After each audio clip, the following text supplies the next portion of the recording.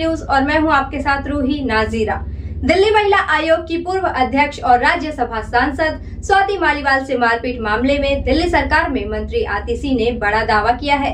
उन्होंने कहा, भाजपा और केंद्र सरकार विपक्ष के नेताओं की अपनी जांच एजेंसी के माध्यम से ब्लैकमेल कर अपने साथ मिला लेती है।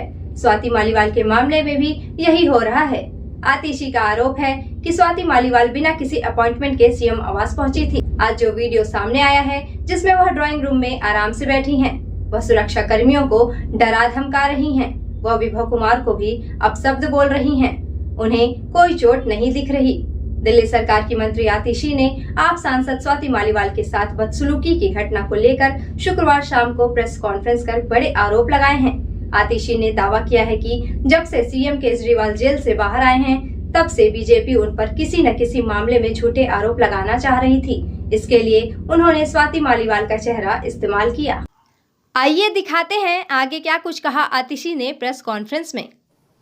अरविंद केजरीवाल जी को बेल मिली है, जमानत मिली है और भारतीय जनता पार्टी द्वारा लगाए गए झूठे केसों से वो तिहाड़ जेल से बाहर आए हैं। तब से भारतीय जनता पार्टी बौखलाई हुई है और इसी बौखलाहट के तहत भारतीय जनता पार्टी ने एक साजिश रची, एक षड्यंत्र रचा और उस षड्यंत्र के तहत स्वाति मालीवाल जी को दिल्ली के मुख्यमंत्री अरविंद केजरीवाल जी के घर 13 मई को सुबह सुबह भेजा गया। इस षड्यंत्र का इरादा था अरविंद केजरीवाल जी पर झूठे आरोप लगाना। स्वाति मालीवाल जी इस षड्यंत्र का चेहरा थी। स्वाति मालीवाल जी इस षड्यंत्र का मोहरा थी। स्वाति मालीवाल जी 13 मई को अनअनाउंस्ड, बिना अपॉइंटमेंट लिए मुख्यमंत्री आवास पहुंची। उनका इरादा था कि मुख्यमंत्री पर आरोप लगाया जाए, लेकिन मुख्यमंत्री जी उस समय अवेलेबल नहीं थे, उपलब्ध नहीं थे, इसलिए वो बच गए। फिर स्वाति मालीवाल जी ने विभव कुमार पर आरोप लगाए, लेकिन आज एक वीडियो सामने आया है। मुख्यमंत्री आवास के ड्राइंग रूम का वीडियो सामने आया है और उस वीडियो ने स्वाति मालीवाल जी के झूठ को पूरे देश के सामने रख दिया है। स्वाति मालीवाल जी ने जो कंप्लेंट करी थी, ये दिल्ली पुलिस को की गई उनकी एफआईआर और उस एफआईआर में शामिल फैक्ट शीट है। उस कंप्लेंट में स्वाति मालीवाल जी कहती हैं कि उनकी बेरहमी से मार पिटाई हुई, उन पर मुक्के मारे गए, घूंसे मारे गए, कि उनके सिर पर चोट लगी, कि वो उस पिटाई के बाद दर्द में कराह रही थी, उनसे बोला नहीं जा रहा था। वो पुलिस को बार बार कह रही थी कि मुझे मारा गया, मुझे पीटा गया। उन्होंने अपनी कंप्लेंट में लिखा है कि उनका सर टेबल पे लगा और उनका सर फट गया। उन्होंने लिखा है कि उनके कपड़े फाड़े गए, उनकी शर्ट के बटन फाड़े गए। ये सब कुछ स्वाति मालीवाल जी ने अपने आरोपों में कहा है, लेकिन जो आज वीडियो सामने आया है वो बिल्कुल इसके विपरीत सच्चाई दिखाता है। स्वाति मालीवाल जी उस ड्राइंग रूम में बहुत आराम से बैठी हुई हैं। वो पुलिस कर्मियों को ऊंची आवाज में डरा रही हैं, धमका रही हैं। विभव कुमार जी पर जिस पर उन्होंने आरोप लगाया है, ऊंची आवाज में उनको भी धमका रही हैं, उनके लिए अपशब्दों का प्रयोग कर रही हैं। उनके कपड़े फटे हुए नहीं हैं, किसी भी प्रकार से उनके सर पर चोट नहीं दिख रही है। सिर्फ एक चीज दिख रही है कि वो पुलिस को धमका रही हैं, वो विभव कुमार जी को धमका रही हैं, ऊंची आवाज में धमका रही हैं और कहीं पर भी वो इस बात का जिक्र तक नहीं करती कि किसी ने उनको छुआ है या किसी ने उन पर हमला किया। तो आज के इस वीडियो ने साफ साफ देश के सामने रख दिया है कि स्वाति मालीवाल जी द्वारा लगाए गए ये सारे आरोप बिल्कुल निराधार हैं, बिल्कुल झूठे। विभव कुमार जी ने आज दिल्ली पुलिस के पास स्वाति मालीवाल जी के खिलाफ अपनी कंप्लेंट दर्ज की है और उस कंप्लेंट में उन्होंने 13 मई को हुए सीक्वेंस ऑफ इवेंट्स को बहुत स्पष्ट तौर से रखा है। 13 मई की सुबह स्वाति मालीवाल जी बिना किसी अपॉइंटमेंट के सीएम आवास पहुंची। जब उन्हें सिक्योरिटी द्वारा गेट पर पूछा गया, उनकी आइडेंटिटी पूछी गई, वो किस लिए आई हैं पूछा गया, तो उन्होंने बताया कि मेरा मुख्यमंत्री जी के साथ अपॉइंटमेंट है। जब सिक्योरिटी गार्ड्स ने ऑफिस में क्रॉस चेक किया तो उन्हें पता चला कि कोई अपॉइंटमेंट नहीं है और स्वाति मालीवाल जी को गेट पर रोका गया। लेकिन वहां पर भी उन्होंने पुलिस वालों को धमकाया, कहा कि मैं राज्यसभा की सांसद हूं, मुझे रोकोगे तो मेरे पास पावर है तुम्हारी नौकरी ले लेने की। और वो पुलिस वालों से झगड़ा कर और वो सीएम आवास में, जो सीएम रेजिडेंस का कैंपस है, उसके अंदर घुस गए। सिक्योरिटी उन्होंने फिर से कहा कि आपके पास अपॉइंटमेंट नहीं है, आप सीएम आवास में नहीं जा सकती हैं। और वो उन्हें सीएम रेजिडेंस के वेटिंग रूम में, जो वेटिंग रूम सीएम के रेजिडेंस के मेन बिल्डिंग जहां पे वो रहते हैं उससे बाहर है, वहां पर लेके गए, वहां पर बैठाया। उनको फिर से बताया गया आपके पास अपॉइंटमेंट आज नहीं है।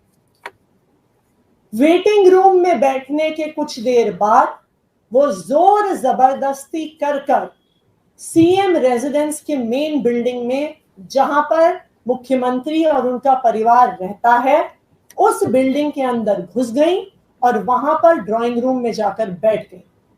वहां पर उन्होंने कहा कि सीएम को बुलाओ, अभी बुलाओ, मुझे अभी मिलना है।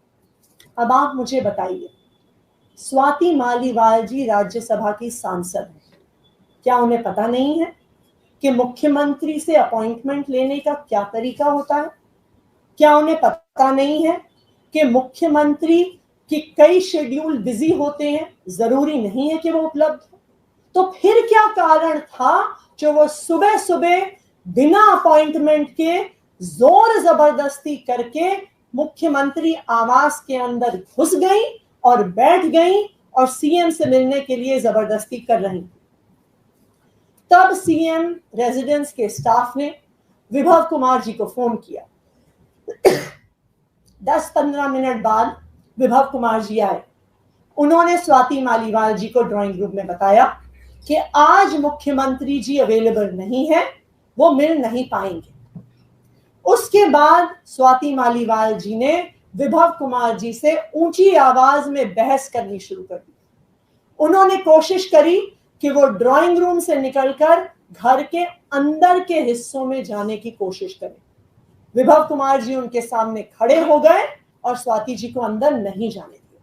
स्वाति जी ने उनको धक्का देने की कोशिश की, परंतु विभव जी फिर भी वहां पे खड़े रहे। उन्होंने स्वाति मालीवाल जी को अंदर नहीं जाने दिया। फिर विभव कुमार जी बाहर आए और उन्होंने सीएम ऑफिस के सिक्योरिटी स्टाफ को बुलाया और उनको कहा कि वो स्वाति मालीवाल जी को बाहर एस्कॉर्ट करें। इस पूरे घटनाक्रम से एक चीज साबित होती है कि ये एक षड्यंत्र था, भारतीय जनता पार्टी द्वारा सोचा गया षड्यंत्र था। स्वाति मालीवाल जी को इस षड्यंत्र का चेहरा बनाया गया। मुख्यमंत्री जी को फंसाने का इरादा था। तभी सुबह सुबह जोर जबरदस्ती से मुख्यमंत्री आवास में घुस के मुख्यमंत्री जी से मिलने की जबरदस्ती की जा रही थी। ये इस बात से भी साबित हो रहा है कि स्वाति मालीवाल जी मुख्यमंत्री आवास से पुलिस थाने गई। पुलिस ने उन्हें एमएलसी कराने को कहा, लेकिन उन्होंने एमएलसी कराने से मना कर दिया। फिर 3 दिन बाद भारतीय जनता पार्टी फिर से एक नए झूठ के साथ स्वाति मालीवाल जी को सामने लेकर आई। लेकिन यह पूरा प्रकरण आज जो वीडियो सामने आया है, जिस प्रकार से स्वाति मालीवाल जी पुलिस वालों को धमका रही हैं, विभव कुमार जी को धमका रही हैं, जिस प्रकार से सोफे पर बैठी हुई हैं, जिस प्रकार से ये स्पष्ट है कि वो उनके साथ वीडियो देखकर साफ पता चल रहा है कि वो आराम से बैठी हुई हैं, ना दर्द में कराह रही हैं, ना उनके कपड़े फटे हुए हैं, ना उनके सर पर चोट लगी हुई है। तो ये पूरा वीडियो स्वाति मालीवाल जी के झूठ को सामने लेकर आता है और भारतीय जनता पार्टी के षड्यंत्र को साफ कर देता है। आतिशी जी, आप कह रही हैं कि ये पूरा षड्यंत्र है और बीजेपी का षड्यंत्र है, तो भी हाल में जब ये पूरा मामला सामने आया था तो संजय सिंह जी ने ये क्यों कहा था कि अरविंद केजरीवाल और आम आदमी पार्टी विभव कुमार के खिलाफ एक्शन लेगी? देखिए, जब संजय सिंह जी ने मीडिया में देखा कि स्वाति मालीवाल जी ने शिकायत करी है, वो पुलिस थाने गई, तब वो स्वाति मालीवाल जी से मिले, परंतु तब तक उनके सामने सिर्फ स्वाति मालीवाल जी का पक्ष था। लेकिन अब उनके सामने विभव कुमार जी का भी पक्ष आया है और सबसे जरूरी बात, ये वीडियो सामने आया है जो साफ साफ दिखा रहा है कि जो सारी बातें इस शिकायत पत्र में कही गई, इस एफआईआर में कही गई, वो बिल्कुल झूठ है। वो ये वीडियो दिखा रहा है।